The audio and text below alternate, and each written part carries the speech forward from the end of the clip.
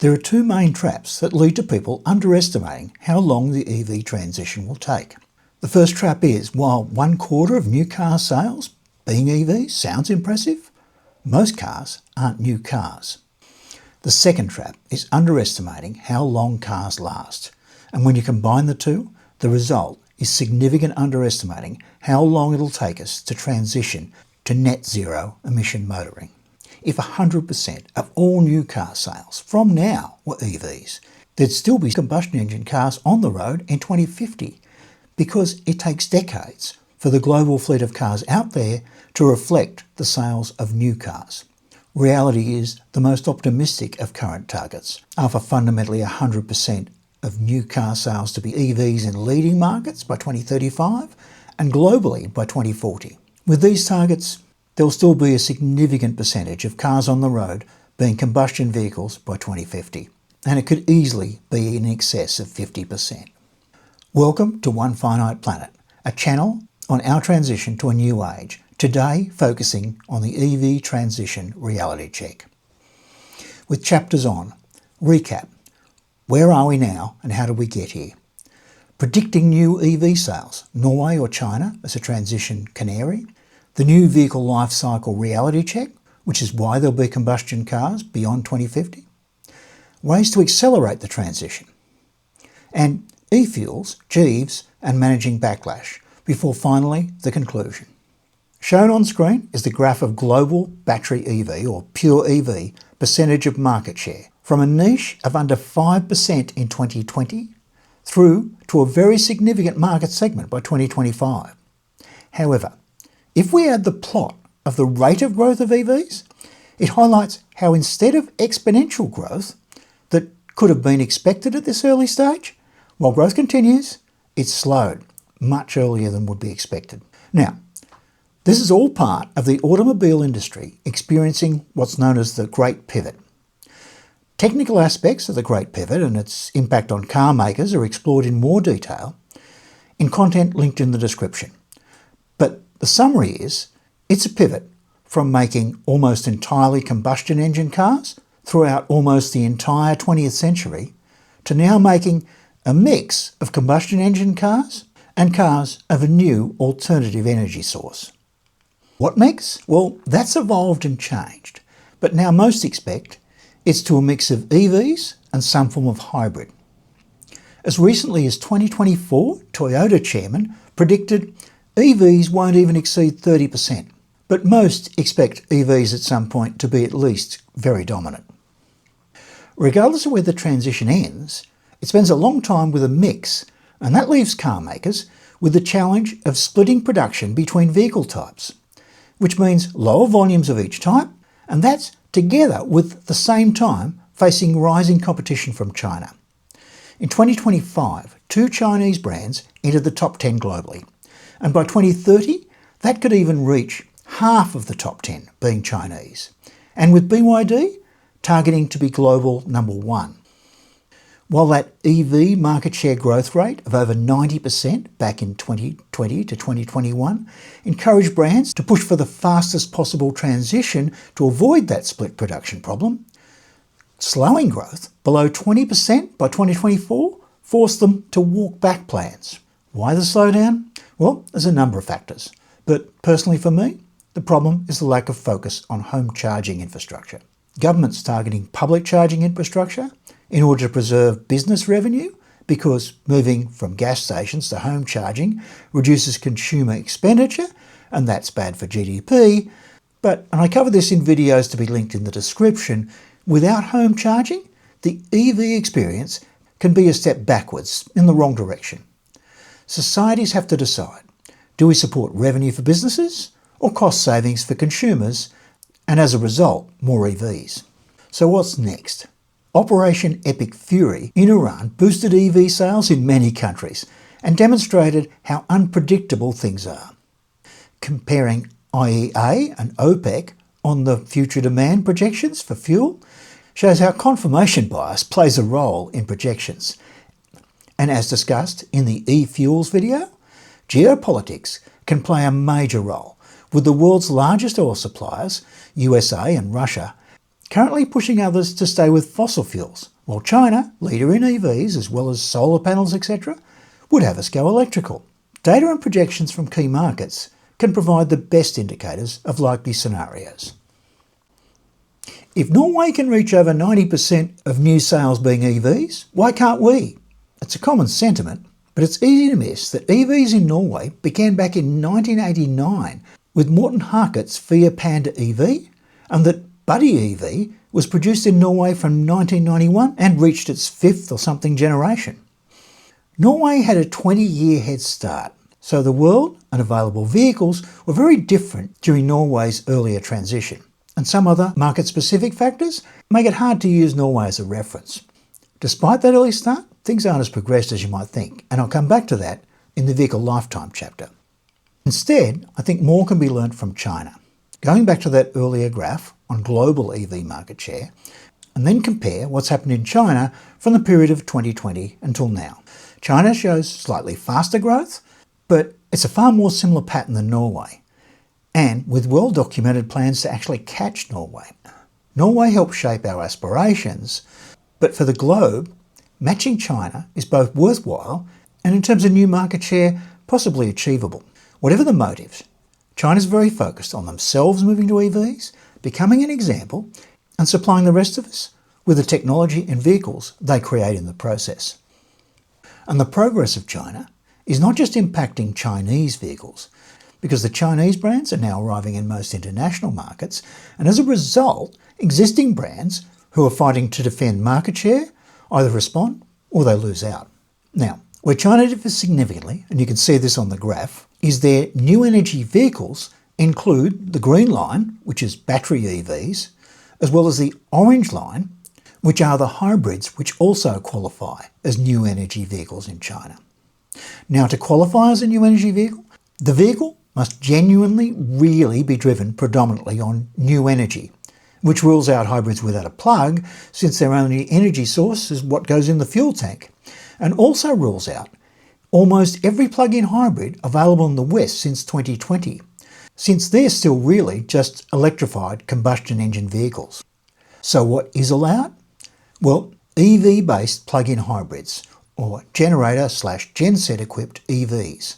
The other type of vehicle, confusingly also under the label plug-in hybrid, that, as described in the video linked in the description on the two PHEV types, went quiet in the West following an overzealous holy war between EV enthusiasts and practicality. A case of perfect being the enemy of the good, leaving us in the West with only the bad. Note, car makers like VW, Mercedes, BMW, and yes, Toyota, and even those like Ford, based in the US where Chinese cars are effectively banned, are following the lead set by China and moving to a mix of EVs and these genset-equipped EV-based PHEVs, sometimes called EV First or super hybrids, but that I call genset-equipped EVs or GEEVs because it's an actual description and brands can call anything an EV First hybrid or a super hybrid. But I digress. For now, let's consider first that green plot, the battery-only EV part of China's NEV mix. Given the financial impact of the EV transition for China, it's not surprising a lot of resources go into their future projections, and even in China, there are two groups with different opinions, as now shown on screen. The view of notable Professor Ouyang, a major advisor to China's 15th five-year plan, is PHEVs, despite currently being a faster growth segment than EVs, have passed their peak and will now fall back, resulting in a peak of 49% BEVs and 21% PHEVs for a 70% NEV total by 2030. And the other, by industry advisors and state policy centres like the China Automotive Strategy and Policy Research Centre, project PHEVs and battery EVs both reaching 40% for a combined NEV total of 80% by 2030. This means for pure EVs, neither group is predicting passing 50% by 2030. On average of the two groups, it's 45%. But I feel that's conservative, and China is likely to pass 50%. However, if China, where EV market share is already ahead of the global average, is only likely to just pass 50% by 2030. Globally, 50% by 2030 is a pretty high target. It gets worse, as that brings us to that first trap. That of forgetting that since very few people buy a new car in any given year, the percentage of new vehicle sales is only a small part of the story. As this graph of data for Norway shows, the percentage of new car sales takes decades to be reflected in the total fleet of cars on the road. In Norway, market share of pure EVs exceeded 80% in 2022 and has now reached an almost total saturation at 98%. But the latest data available is, despite EVs going back to 1990s and have reached these high percentages, latest figures from the Norwegian Public Roads Administration, Statens Vegvesen, state Norway's electric vehicle fleet comprises 951,300 battery electric passenger vehicles and 50,300 battery electric light commercial vehicles. But that means battery electric models are 32% of all passenger cars in use and just 9.7% of light commercial vehicles. The data's on screen, and I have historic charts as I've been following this for quite a while. For China, new sales for NEVs are at 50 and 60% already. But NEVs only make up 12% of registered vehicles and may only make up 25% of the total fleet by 2030. The good news for China is that, since more Chinese were still travelling by bicycle until the mid-2000s, the average age for cars on the road is now only 7 years, compared to 14 years in the USA and 12.3 years in the EU. That second trap is to overlook the big difference between average age and lifespan.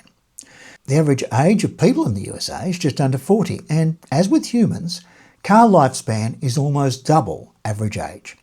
This makes car lifespan in the USA close to 30 years, meaning replacing the fleet can take nearly 30 years in the USA, but can happen in half that time in China. Now, S&P Global Mobility reports over 14% of the active vehicles on US roads are more than 25 years old. And that's without considering when cars reach end of life in the USA, a significant number of the vehicles are then exported to continue their life in another country. They're not dead yet. Another way to calculate lifespan is based on cars scrapped each year, divided by the global car fleet, which produces a result that 3.6% of vehicles are scrapped each year. Globally, car lifespans are clearly beyond 20 years, and at least trending to over 30 years. Even if 80% of vehicles purchased in 2030 globally reach China's more ambitious target and are a mix of EVs and EV-based PHEVs, that means well over 20% of vehicles would still require gasoline and diesel until sometime between 2050 and 2060. And on current trends, we're unlikely to achieve that 80% figure by 2030. What if we need to get there faster? In 2015, temperatures were recognised as +1 above pre-industrial levels of around 100 to 150 years earlier. At the Paris climate meeting, it was projected that increased population and emissions per person means that without action, +1.5 would arrive in the 2040s, and the resounding consensus was action was essential. Now, just over 10 years later, reality is we've already reached +1.5 in half the projected time. Yet if anything, there's now less urgency. The lack of urgency means now the question is more, what can be done if events further convince us more urgency is required, rather than being a call to act right now? Even reaching 100% EVs by 2030 would not be sufficient to reduce emissions by 2050 to reach those original targets, unless either some new climate event that brings cooling occurs, 2, there's a reversal of the current warming trend, or 3, it turns out global tolerance for warming has been grossly underestimated. But barring one of those, while the EV purist solution would be accelerating the growth of pure EV market share, the reality is even if that was adopted by 2030, it would still be too little too late on current warming trends. If none of those 3 things happen, then at some point urgency will return and an orderly transition to EVs will no longer be sufficient. Now, official temperature figures lag reality because they reflect a 10-year average, and at this current accelerated rate of temperature change, that's just too slow. That means that while I personally suspect we'll reach +2 even by 2030, since that won't be a 10-year average, it won't mean we've officially reached +2. So what can be done to accelerate the transition? Well, the first idea would be replacement, cash for clunkers effectively. But to actually dent a 1.4 billion vehicle global fleet, the government asset purchase schemes would have to be mind-boggling expensive.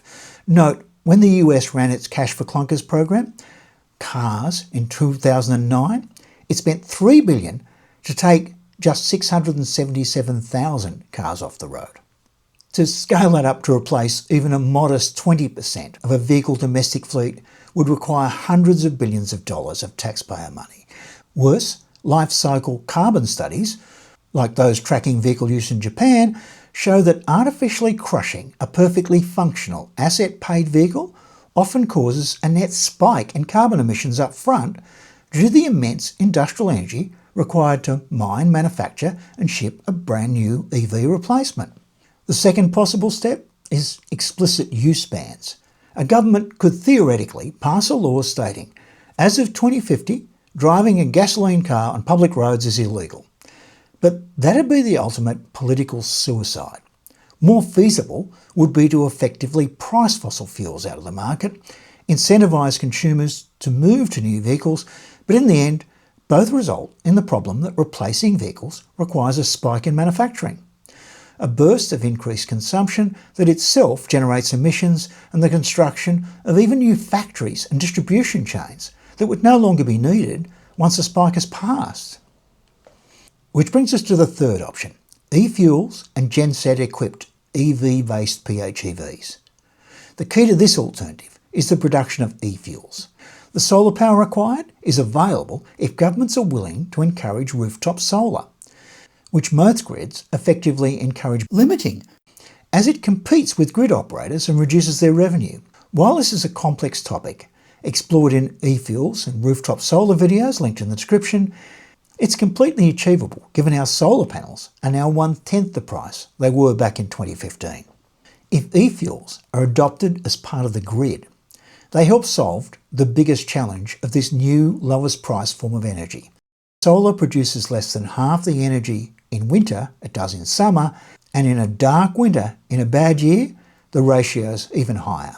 E-fuels can enable shifting excess solar generated in summer for the production of e-fuels, which can boost energy security for winter, as well as providing fuel for a contracting fleet of vehicles that require combustion fuel. Not just carbon neutral, adopting e-fuels can also reduce atmospheric CO2. But would there be enough e-fuels? The EU is working on the assumption e-fuels can only meet demand if all vehicles with combustion power become that other vehicle type that China includes in NEVs, genset-equipped EV-based PHEVs, that other type of plug-in hybrid. As covered in content linked in the description on the Great Pivot, almost every car maker, Chinese or not, now has plans to launch what China labels new energy vehicles, because BYD has proven by allowing both PHEVs and EVs to share one platform, they provide cost savings that make PHEVs cost competitive with conventional gasoline or diesel vehicles, but with superior performance and economy, and also reduce the cost of producing the EVs. While China predicts 40 to 49% BEV market share, that total NEV share is 70 to 80%. With the included PHEVs, 90% of distance driving is on electric power, making the outcome not far off effectively achieving the 80% IEA, International Energy Agency, EV target. As both Chinese and other brands deliver more EV-based PHEVs as the best value solution for those not wanting an EV, the global result could be much closer to the IEA target if all NEVs can be included. While both e-fuels and genset-equipped EVs, or EV-based plug-in hybrids, are key tools needed to tackle emissions that should also help reduce backlash against the EV transition, as they allow moving from a hard prohibition of combustion vehicles to allowing for a percentage to continue and ensuring that those are assisting in reaching net zero. However, one of the biggest challenges for gaining support for achieving net zero is that fossil fuel industry, with profits of $4 to $5 billion US per day, have a bigger marketing budget than any campaigns delivering messages to the contrary. Some oil-dependent states also run multimedia campaigns seeking to drive outrage against steps to further reduce fossil fuel consumption at every opportunity, and target both climate deniers and activists. The PHEV name confusion, as explained in the PHEVs Two Very Different Types video, linked in the description, means confusingly two very different types of vehicles are both called PHEVs. Both the EV-based PHEVs, which are a well-priced key tool for climate action, and the combustion engine PHEVs, which are vehicles typically at an increased price compared to alternatives that provide little real benefit for that higher price over other combustion engine vehicles, share the same PHEV label. That's a gift for disinformation campaigns trying to block EV-based PHEVs helping move to zero emissions, just as it can be confusing that producing e-fuels extracts CO2 prior to combustion, and the net result is reduction in atmospheric CO2. See the e-fuels video. But in the end, that's another complex message open to disinformation. In fact, for campaigning against renewables, misdirecting the passion of climate activists and having them protest and vote against impure solutions like e-fuels and EV-based PHEVs can be more effective than the more expected campaigns to generate outrage that climate change is just natural and that climate action is ruining your quality of life. The other action is to direct energy plans based on renewables to use the most expensive forms of renewables, making those claims of renewables being expensive still true when they shouldn't be. Just as it took decades to get the message through on tobacco, it can take decades to get governments to overcome the pressure of lobbying and donations and to implement emissions reduction in a way that reduces costs to consumers. In the end, the most expensive solution can always have the largest budget for lobbying and donations. Conclusion. On the current schedule, there's no way the global fleet will meet the Paris 2015 schedule of net zero by 2050. This is despite that global CO2 and warming are way ahead of what was projected in 2015, and the cost of EVs, battery and solar have flipped from being way more expensive than alternatives to 2015 to now being available at basically equal or even lower cost.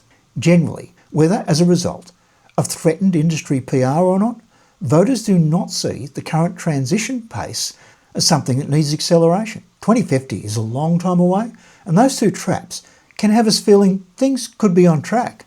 But things change. In just over a decade since 2015, yes, +1 went to +1.5, but also the world went from seeming continuous growth to having passed peak child, and AI went from fringe to on everyone's lips. The cost of solar panels fell over 10 times, EV batteries by a factor of between 3 and 4 times. All of these things will change again in the next 10 years. By then, climate will either be a real threat or one that is really just not happening. Globally, population for ages below 30 will be falling, and AI and robotics either banned or having a far greater impact than today. Problematically, if perspective changes and calls for more action do come, there are limited options, unless we at least start with e-fuels and the right PHEVs early. Car lifetimes mean replacing the current fleet of over 1.4 billion vehicles will take well over 2 decades from the time of reaching a target vehicle mix for new car sales, and that itself could be a decade away. The process takes longer than people realise. For more on this, genset equipped EV or the other type of plug-in hybrid, e-fuels or anything else on the transition for the 8 billion of us sharing this one finite planet, please like and subscribe and click the bell.